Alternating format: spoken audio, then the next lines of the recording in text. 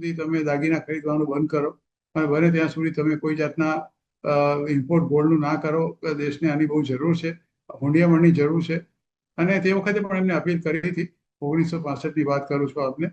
અને તે વખતે તમને કદાચ ખ્યાલ હોય તો એમણે એક દાનની અપીલ કરી હતી કે જો તમે સોનાના ઘરેણા કે કંઈ પણ તમે દાન કરી શકો તો એ પણ તમે કરો ને. લોકોએ હોંશે હોંશે દેશ માટે આ ગોળનું દાન પણ કર્યું હતું.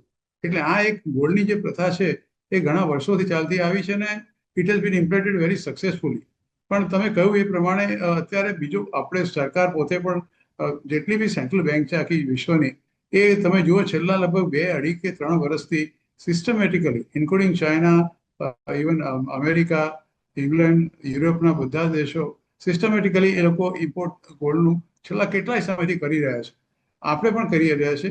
અને આપણું સોનું જે બેંક ઓફ ઇંગ્લેન્ડમાં ગીરવે પડ્યું હતું એ પણ આપણે પાછું મંગાવી લીધું છે. લગભગ 200-250 ટન જેટલું સોનું હતું એ, જે 1991માં આપણે ગીરવે મૂકવું પડ્યું હતું કારણ કે આપણી પાસે ઓઇલ ઇમ્પોર્ટ કરવાના પૈસા નહોતા.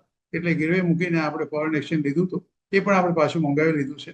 એટલે પરિસ્થિતિ જે 1991માંથી એવી નથી કે માત્ર 15 દિવસ પૂરતું જ આપણી પાસે આપણી હુંડિયામણ છે. પરિસ્થિતિ એટલી બધી ગંભીર પણ નથી. અને મેં તમને કહું તે પ્રમાણે 10-11 મહિના ચાલે એટલું હુંડિયામણ છે.